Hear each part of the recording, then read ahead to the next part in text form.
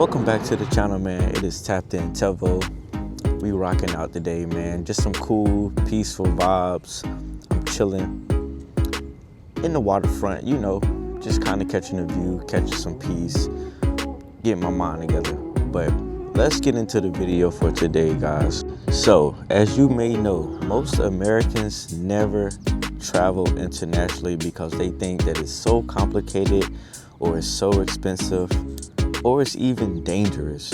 But what if I told you that planning a trip to Thailand would be probably easier than planning a trip to Disney World? And Disney World is in the United States, y'all.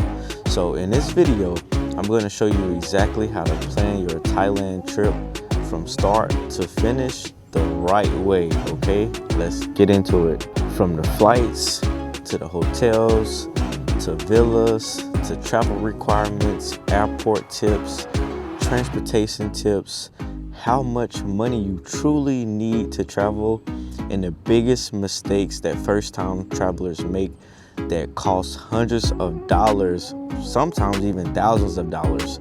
So we're gonna try to avoid all of these mistakes, and I'm gonna put you guys on game today. So by the end of this video, you will have a complete blueprint and guide to traveling to Thailand today, okay? So first things first, what do you guys think is the first thing that you will need to travel abroad? First things first, y'all. What do you think you're gonna need? Of course, yes, you're gonna need a passport. So a passport is the first step to traveling out the country internationally, okay? No passport, no international travel. No passport, no Thailand, okay? So if you don't have a passport, you can easily apply for a passport. Me personally, I applied for a passport and got it expedited, so it came within 2 weeks. My passport came to me within 2 weeks. So to get a passport, you can go to the official US passport website and follow the instructions from there, okay? And once your passport arrives, and actually all you'll need for your passport is most likely your social security card and your birth certificate. So make sure you have your social security card and your birth certificate ready, valid, up to date, so that way you won't have any issues getting your passport, okay? But once your passport arrives, check out your expiration date. That's going to be the first thing you want to check once you get your passport, is that expiration date. Thailand typically wants a lot of people, a lot of visitors to have their passport valid for at least 6 months. But me personally, I never had a problem with that, and I had my passport shipped to me in the mail 2 weeks, and I was on the plane the next day as soon as it arrived. So it took my passport 2 weeks to come. It arrived in the mail, and I was on the plane the next day. It had came literally at the nick of time for me to leave to go to Thailand initially, y'all. So that's literally the first step. You have to get your passport. You can't do anything without a passport. There's no way around it whatsoever, okay? You cannot skip step number one, y'all. That's step one, get your passport. Step two. So what do you guys think step two is? Step two is deciding when to go to Thailand. You got your passport now. Now we need to figure out, when are we going to try to hit up Thailand? What's the best time to hit up Thailand? But listen, Thailand is typically beautiful all year round, but timing definitely does matter and play a major role in pricing and things like that. But just listen, y'all, listen, November through February is usually considered the best time to travel to Thailand because of the weather. So you have lower humidity, less rain, comfortable temperatures. But March through May, it can get very, very hot. So a lot of people cannot take the Thailand heat. June through October, like now, it's a lot of rain going on in Thailand. So it's very rainy right now in Thailand. That is another reason why I'm back here in the States, you know, kind of catching up with the things that I need to catch up on while it's in the rain season. So I'm not really missing too much, but at the same time, I'm missing those really good prices, okay? Because that's the secret. That's truly the secret. Sometimes traveling to Thailand during the rainy season can save you hundreds and hundreds of dollars, okay? Flights are typically cheaper then. Hotels are cheaper. Tourist areas are very, a lot less crowded. And a lot of people think that rain season means that it just rains, rain. It really doesn't just rain all day. It's typically like a quick rain shower that usually turns back into nice sunshine, okay? So a quick rain shower does not mean that your trip in Thailand will be completely ruined. It'll rain for a little bit, then boom, the sun comes back out. Kind of like a spring shower here in the States, okay? So do not let the rain scare you away from going to Thailand, okay? I personally look at both though. When I'm traveling, I check out the weather and also the pricing, because those are the two most important key things to booking your trip to Thailand. Now, getting into step number 3, booking those flights, y'all. Booking the flights. A lot of people think that it's super expensive to book flights going to Thailand. When I went out to Thailand, my flight was only about $500. Now, granted, coming back, it was double the price because of the time that I specifically left Thailand. It was about $1,000 for me to come back home. All right, so you gotta keep the time frames into consideration, y'all, because that's what's gonna determine how much you're paying or if you're overpaying. So most people overspend on flights, okay? So the best thing to do whenever you're getting your flight, me personally, I first check Google Flights. Google Flights typically will allow you to compare dozens of prices for airlines instantly. So you can see price trends, different travel dates, nearby airports, compare prices, things like that. So Google Flights is pretty much like the #1 website that I tend to check first. But if things don't look so great on Google Flights, I tend to get on Skyscanner, Kayak, Skip Lagged, Booking.com, Trip.com. There's a million websites out there that will help you find great flights for comparison as far as pricing, okay? The trick is many travelers fly into Bangkok first because it's typically cheaper to fly into Bangkok. That's usually like the main hub for traveling to Thailand. When you travel to Thailand, most people will fly into Bangkok first, okay? From there, domestic flights to places like Phuket, Krabi Island, Chiang Mai, Pattaya, they are incredibly affordable. But truthfully, going into Pattaya, you really don't need to book a flight unless you're just in a super huge rush. But you can take a taxi ride from Bangkok to Pattaya for about 35, 40 bucks or so. Maybe it's gonna be like 1,300 Thai baht. And I believe that is equivalent to about $35, $36 in USD.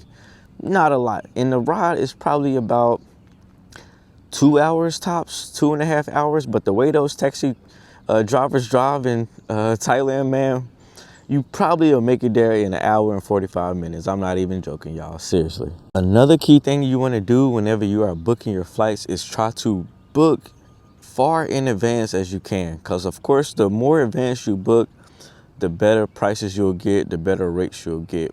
And it'll also allow you to be a lot more flexible if you do need to make changes to your dates, stuff like that. You're not just going to be stuck at the last minute, y'all. You don't want to be stuck at the last minute, because I've been in that situation before and it's not pretty.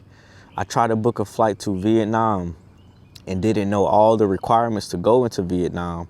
Got to the airport, paid for everything, could not leave Thailand to go to Vietnam. I wasted my money, couldn't get my money back because it was within 48 hours of my booking time and I was completely screwed. So do not make that mistake. Book in advance. Book in advance, okay? Okay, so now just getting into your accommodations. So where are you gonna stay? Where do you wanna stay? Thailand gives you so many options for all types of budgets when it comes to hotels, guest houses, budget condos, modern condos, high-rise condos, luxury hotels. They got private villas with pools. You get your own pool, your own grill, everything, y'all, everything. So personally, I've learned that a lot of first timers that go into Thailand books their trip through Airbnb, booking.com, things like that. But personally, I highly recommend that you do not use Airbnb or booking.com because you're gonna get like a US based rate. A lot of times you can go to a lot of other Thai friendly booking platforms like Agoda, things like that, and they'll give you guys a way better rate than you will get on Airbnb. So that's another first time mistake that a lot of people make when booking trips internationally. They'll go straight through Airbnb. They'll spend thousands of dollars on accommodations because Airbnb is like the top tier thing that most Americans know about when it comes to booking a room or finding somewhere to stay, stuff like that. But guys, that is going to be the most overpriced stay that you're paying for if you book it through Airbnb. Okay, I'm giving you a fair warning. The best thing to use is Agoda. That's Agoda, Agoda. And you can literally go on there and they have all the same accommodations, but it's just kind of based. If you put Thailand on there, they'll give you prices as if you're a Thailand person, y'all. So that is another hack that I have realized when it comes to accommodations in Thailand, okay? So another thing you want to pay attention to, though, key thing you want to pay attention to when booking your accommodation, your location. You always want to make sure you have a great location where you don't have to travel too much to go get food. You can be in, close to malls, close to different excursions, jet skis, the beach, things like that. And also, you cannot forget to check the reviews. Always check the reviews, y'all. That's probably the first thing that I always tend to check when it comes to me booking somewhere. I always check those reviews first because that's going to tell you how good this customer service is, how clean the room is. Everything you need to know will be in those reviews, okay? Wi-Fi quality, stuff like that. So definitely make sure you check the reviews so that way you will actually know what you're getting before you just go up and book something, okay? A lot of first-time travelers, they book locations that's maybe not convenient for them. They don't have any restaurants close by. Transportation access can be a little hard, or they have to travel kind of far just to be able to do what they truly want to do, okay? So don't just try to book for cheap. Also look for things that's going to be convenient for you, because always getting the cheapest stuff may not be the best solution or the best option for you, okay? Because you might be way out in the boonies somewhere and you got to drive or get a ride 45, 50 minutes away just to go out or just to eat some good food, okay? So always check the location, okay? You got to book smart. You can't just worry about booking cheap. You have to book smart as well, okay, guys? This next one, this is a big one, man, because a lot of people are going to ask this question. They probably have already asked this question and wondering if I'm going to talk about this, but how much money do you truly need to go to Thailand? How much money do you truly need to travel abroad, okay? This is probably the number one question that everybody asks, okay? So how much money does it cost in Thailand per day? So I would just say for a budget traveler, you need to have at least $35 to $60 per day if you're going to be eating out, doing stuff, but at the same time being on a budget, okay? And then we have the mid traveler. The mid traveler, they can spend a little money, go shopping, do a little thing, do a little thing here or two, and still have some money to play with in their pockets to go out or whatever the case may be. The mid traveler needs probably about $75 to $150 per day, okay?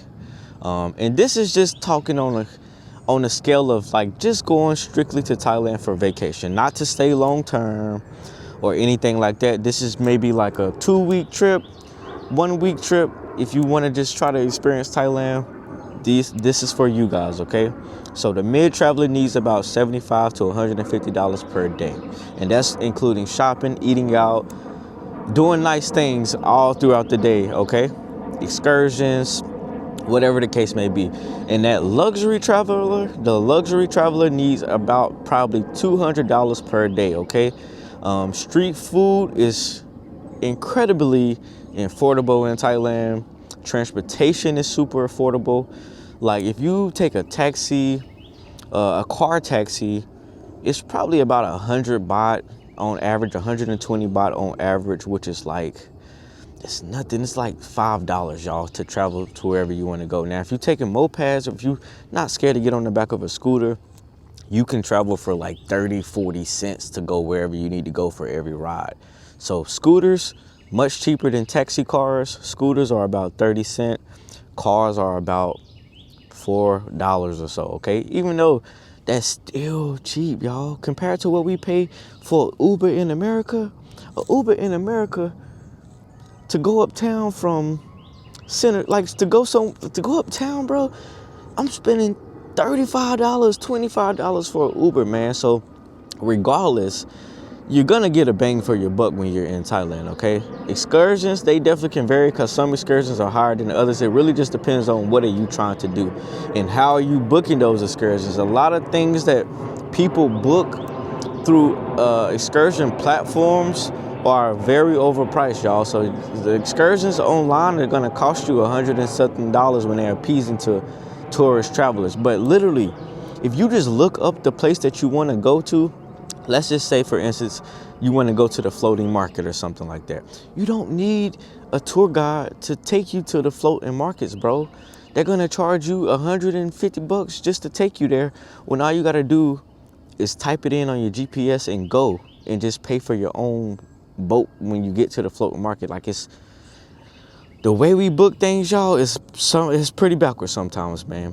Even just going on jet ski tours, whatever the case may be, if you just go to the place yourself and book it yourself, guys, you'll save a ton of money, man, a ton of money. But when you go through trip.com, booking.com to get your excursions, it's always going to be overpriced. You're always going to pay the person that's taking you to go do this. You have a GPS, y'all. You got GPS. All you need to do is look up where you want to go and just go there and pay what you need to pay. Versus going to trip.com, you're going to have to pay your tour guide, and it puts a whole nother fee on top of what you already have to pay to actually do the excursion, y'all. So we got to be smart, y'all. I'm giving y'all some key gems here when it comes to traveling, okay? A lot of people just look up their excursions and they say, okay, it's $200 to get on the jet ski for the day, or $200 to get on the jet ski for a couple hours. But if you would have took your own phone and typed it in on the GPS to the jet ski rental place, you would have paid $35, y'all. So that's the difference, man. That's the difference when you're booking excursions on these platforms, okay? So keep that in mind, truthfully. That's a huge, huge tip that I'm giving y'all. This is free game, literally free game. Okay, so just breaking it all down. So a reasonable first Thailand trip for one person might just be covering flight, your hotel, your food, transportation, activities, and just extra spending money to go shopping and stuff like that. Okay, so the exact amount really depends on the person traveling, and then their style of travel, and the wiggle room that they have to be able to kind of do those extra activities. Some people, they just travel. They don't care about doing excursions. They don't care about doing the excessive things. They'll eat street food the whole time. They don't care about going to fancy restaurants. But everybody is different, y'all. So I'm just trying to break it down for everybody so you guys can get an idea of the basics per, way of life. All right. Another huge thing that you want to do when you are traveling abroad, another huge thing you want to do before you leave the U.S., notify your bank. You always got to notify your bank. And I would say at least bring 2 debit cards. Bring at least 2 debit cards. Never rely on just one card. Use ATMs from major banks in Thailand. There's ATMs everywhere in Thailand. When I was out in Thailand, I would just walk to a 7-Eleven. You guys know how many 7-Elevens are out in Thailand. There's literally a 7-Eleven every 25 feet you walk. Like, every corner has a 7-Eleven on it, and there's always ATMs at the 7-Elevens. But there is a transaction fee of 250 baht, which is about $7. So 250 baht is about $7 to $8. So keep that in mind when it comes to you taking money out at the ATM.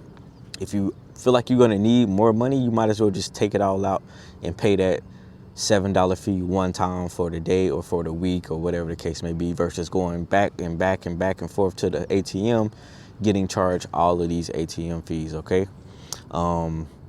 Another thing to keep in mind, guys, is your cell phone. When you get to Thailand, if you don't have an eSIM, then your phone, you can either be charged for roaming, or your phone just won't work. Your phone just won't work.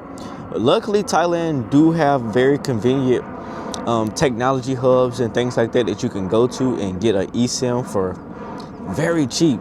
Like, I think I was paying $12 a month for my phone bill in Thailand. So even if you wanted to just get a quick SIM to use on your phone, you will have internet no matter what you do. But as far as making calls, you will have to add that to your phone plan as well once you get to that technology hub in Thailand. So I was paying about $12 and that gave me unlimited data. I wasn't really making too many phone calls, so I typically just got the data for text messaging and using my phone for Instagram, the internet, stuff like that. You can also make phone calls through WhatsApp. So I highly recommend you download WhatsApp. Let your family know that they can contact you through WhatsApp, because that's very convenient. Or you can just use your phone as regular if you do have like AT&T, Verizon, stuff like that. But I know those charges can definitely add up if you don't have that on your phone plan. They are gonna tax y'all, okay? So do the smart thing, go pay the $12 and get like a little temporary SIM card while you're in Thailand, okay? Just depending on how long you're gonna be there, all right? So maps, you're gonna need your maps, of course. Apps that you will need, Grab is a huge app in Thailand. That's gonna be an app where you can order food. It's kind of like Uber. You can order your rides. You can even look through there and order groceries and all kind of stuff. So you have to download Grab. So WhatsApp, Grab. What's another big app that I use while in Thailand? Those are like the main two apps you'll need as far as while you're there in Thailand. Yeah, WhatsApp, Grab. You can also get Bolt. Bolt is another application like Grab. Some people say that Bolt is better than Grab because if you book a ride through Bolt, your ride comes a lot faster. And I'm not gonna lie, it really does. The Bolt rides do come a lot faster than your Grab rides. So think about that, y'all. If you don't like to wait, but listen, when you're waiting for these rides in Thailand, it's all fast compared to where we're here in America. So a Grab ride, it may take them 5 minutes to come. A Bolt ride might take 1 minute. It's like as soon as you hit the button, they're pulling up, bro. It's crazy. I remember one time I ordered some food and my food was delivered so fast. I'm like, bro, did y'all even cook the damn food? Like, I just ordered it and it was already on the way to my condo. Like, so the convenience in Thailand is super sick, man. It's crazy. It's crazy, man. We be thinking that we got it made here, but no, they are strict. They are working hard, and you're gonna see a huge difference in the convenience compared to the States with Thailand, okay? Keep that in mind, bro. You're gonna be surprised. Like, as soon as you order some food, as soon as you order a ride, you don't got time to order your ride, put on your clothes, and do all of that. You have to already be walking downstairs when you book that ride. You have to already be walking out because your ride is gonna be there in no time. And if you guys take too long, they will pull off and leave you, okay? They will pull off and leave you. They'll call your phone. They'll be mad. So you don't wanna get on their bad side, okay? Just breaking down more transportation. For Bangkok, they have a little bit more transportation because they have the BTS SkyTrain or the MRT subway train. Of course, they got the motorbike taxis, regular taxis, stuff like that. They got tuk-tuks. That's another big thing too in Thailand. A lot of places have tuk-tuks, or we call them bot buses. So in Pattaya, they have bot buses. They don't have the little small tuk-tuks, but the bot bus, you can hop on the bot bus. They typically go one way, one direction. It's only 10 baht, y'all.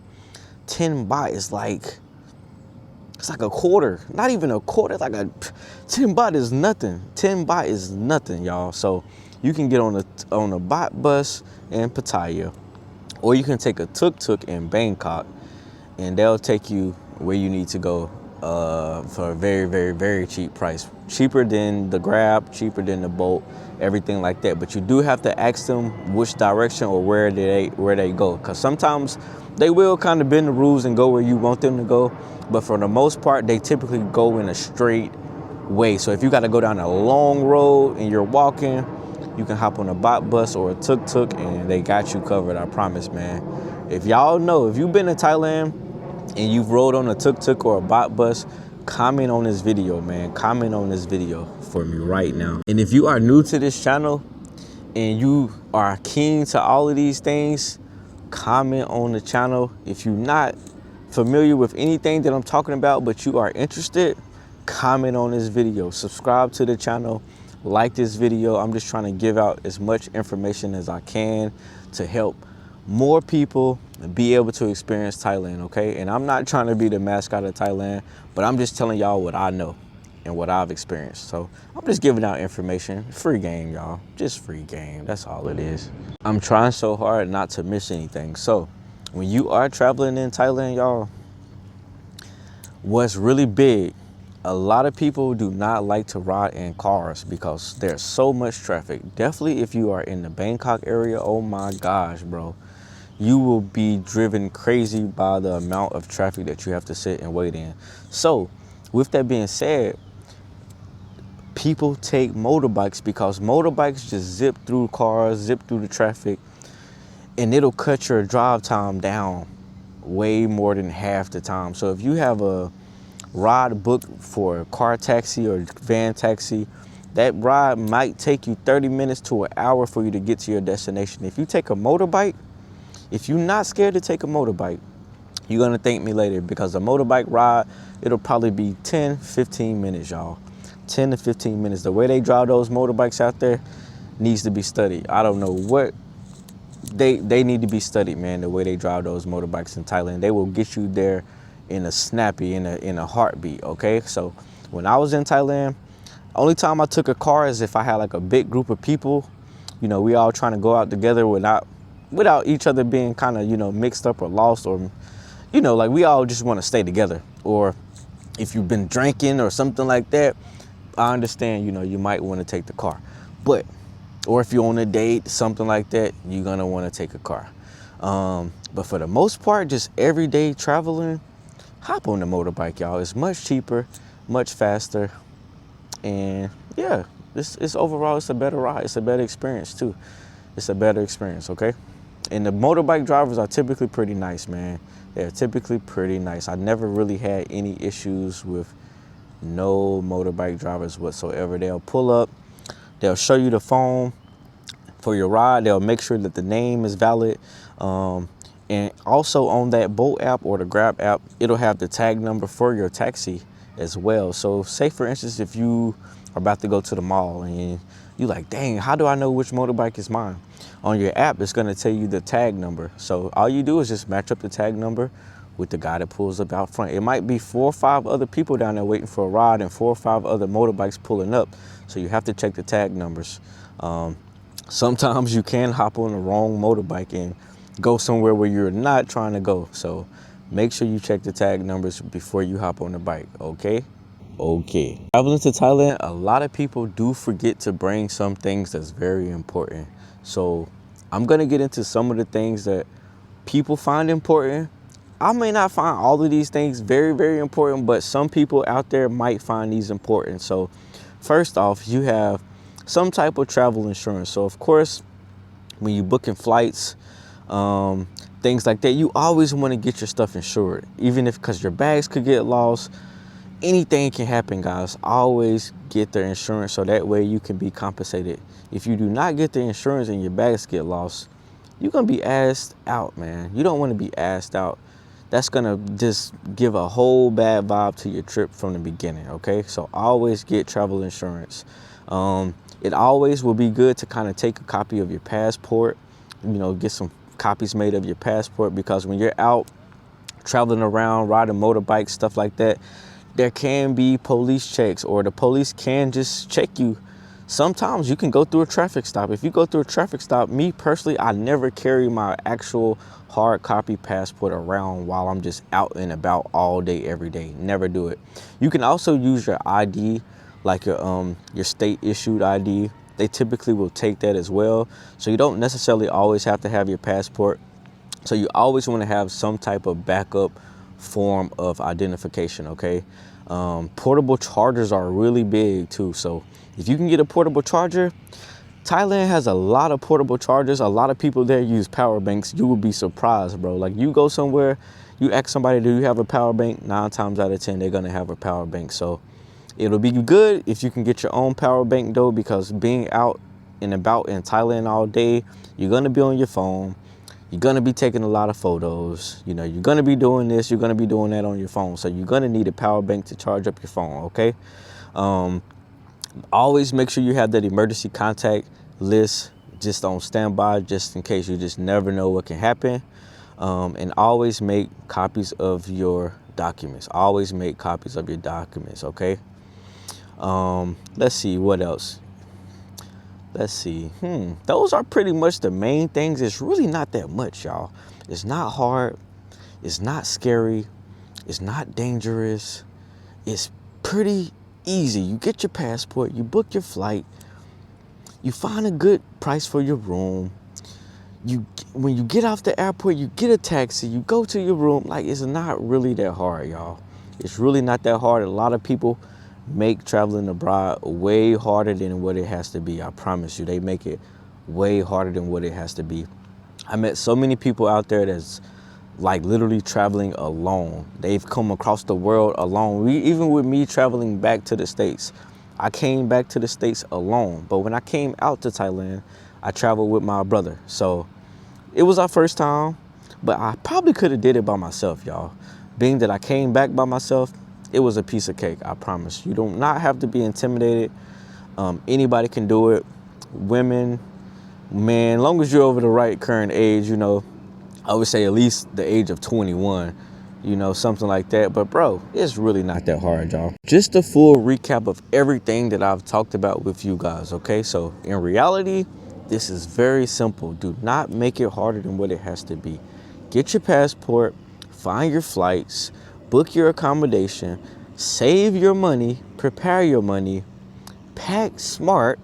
And honestly, you don't have to pack that much stuff because the clothes in Thailand are way better than the clothes that we have here. They have so much stuff you can get, man. If you go back and look at my other videos, I talk about how accessible the dope brands are. They got Polos, Ralph, they got everything. Lacoste, Prada, Balenciaga, Palm Angels.